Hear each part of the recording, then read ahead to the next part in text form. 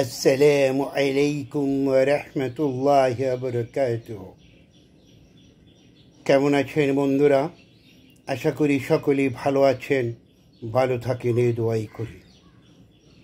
কিছু কথা বলি, কথাগুলি মনোযোগ সহকারে শুনবেন। ভালো লাগলে লাইক কমেন্ট শেয়ার করবেন, অপরকে শোনার সুযোগ করে দেবেন। কথা বলার আগে একটি কথা বলি, আমি বাংলাদেশের কোনো রাজনৈতিক দলের সাথে আমার সম্পৃক্ততা নাই, করিও না। কারণ আমি দেশ স্বাধীন হওয়ার পর থেকে যত রাজনৈতিক দল ক্ষমতায় এসেছে কারোই চরিত্র ভালো ছিল না। তারা সবাই ছিল দেশকে লুট করার পায়তারা করেছে। যদি আমার কথা সত্য প্রমাণ করতে চান, তাহলে স্বাধীনতার পর হইতে যারা এমপি মন্ত্রী হয়েছেন তাদের সম্পত্তির হিসাব গ্রহণ করুন। তারা এমপি মন্ত্রী হওয়ার আগে তারা কত টাকার মালিক ছিল, মন্ত্রী এমপি হওয়ার পরে তারা আঙ্গুল ফুলে কলা গাছ কতজন হয়েছে। তাদেরও তো আজকে বিচার করা উচিত, বিচার হওয়া উচিত আমি মনে করি। কারণ আমরা তো দেশে বিপ্লব ঘটিয়েছি, আমরা কোনো নির্বাচিত সরকার আনি নেই। এবং যেই সরকার বর্তমানে ক্ষমতায় আছেন, সকল দল বল নির্বিশেষে তাকে আমরা সমর্থন করেছি। অর্থাৎ 100% ভোটের মধ্যে 100% লোককে ওনাদেরকে সমর্থন করেছেন। তাই ওনারা অন্তর্বর্তীকালীন সরকার হিসাবে শপথ গ্রহণ করেছেন। বিপ্লব মানেই সংস্কার, আর বিপ্লব মানেই নতুন করে দেশ গড়তে হয়। নতুন করে দেশ গড়তে গেলে ক্ষমতায় থেকে যারা যতটুকু দুর্নীতি করেছেন, অতীতে যারা ক্ষমতায় ছিলেন তারাও কোনো দুর্নীতি করেছেন কিনা সেটাও তুলিয়ে দেখতে হবে। আর সম্পূর্ণ সংস্কার না হলে কিসের নির্বাচন?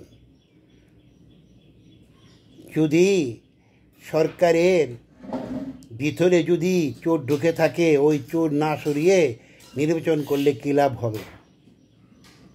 এদেশের কোন নেতা আছে, কোন বাপের বেটার ছেলে আছে বুকটার মধ্যে হাত দিয়ে বলতে পারবে আমি সচ্চরিত্র নেতা, আমি নেতাগিরি করে কোনো টাকা রোজগার করি নাই, রাষ্ট্রের সম্পদ আমি হরণ করি নাই, লুটতরাজ করি নাই?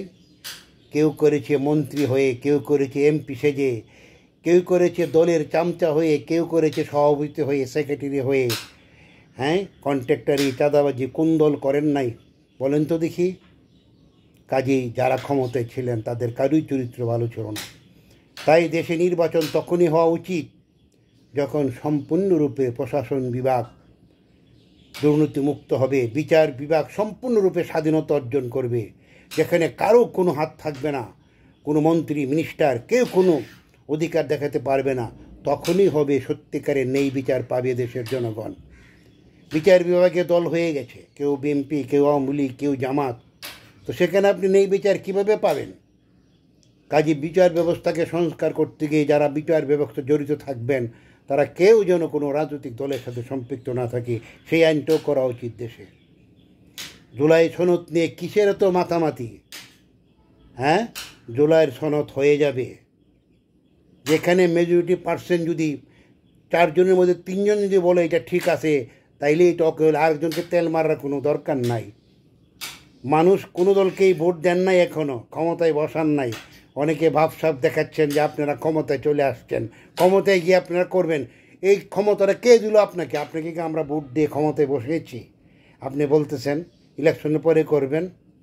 এত বড় স্বপ্ন দেখবেন না। মানুষ এখন অনেক সচেতন, মানুষ বুঝতে পারে আপনাদের বকিঝুঁকি কী। কাজেই বর্তমান অন্তর্বর্তীকালীন সরকারকে অনুরোধ করব, জুলাইয়ের সনদ বাস্তবায়ন করুন। বর্তমান এই কমিটিগুলো গঠন করা হয়েছে, এই কমিটিগুলোয় দেশের 100% লোকের মতের বিনিময়ে করা হয়েছে। কমিটির সিদ্ধান্তই চূড়ান্ত সিদ্ধান্ত। তাছাড়াও রাজনৈতিক দলের মধ্যে মেজরিটি পার্ট রাজনৈতিক দল যেটা চাচ্ছে সেটাই হবে দেশে। মাইনরিটি পার্সেন্ট একজনের কথায় দেশ চলবে না। তাহলে তো সেই ঘুরে ঘুরে ফেসিবাদই হলো। এক ফেসিবাদ মৃত্যুবরণ করেছে, আরেক ফেসিবাদকে আমরা জন্ম দেওয়ার চেষ্টা করছি। কাজে এগুলি থেকে বিরত থাকুন। এদেশের কচি কচি বাচ্চা ছেলেরা প্রাণ ঢেলে দিয়েছে, বিপ্লব করে আন্দোলন গড়ে তুলেছে দেশকে। পিছন থেকে এসে ঢিল মেরে এখন বলেন আমরাও ছিলাম। বন্দুকের নলের সামনে আপনারা বুক পেতে দেন নাই কোনো নেতারা। দিয়েছে আমার সন্তান, আপনার সন্তান, যাদেরকে আমরা ছেলে বলি, যাদেরকে আমরা মেয়ে বলি। হ্যাঁ, আমার বুকের ধন, তারা বুকে গুলি নিয়েছে, আপনারা নেন না। এখন ট্যাটনা ট্যাটনা কথা বলবেন না। জুলাইয়ের সনদ বাস্তবায়ন করুন। দেশের মানুষ সংস্কার চায়, সংস্কার বাস্তবায়ন করুন।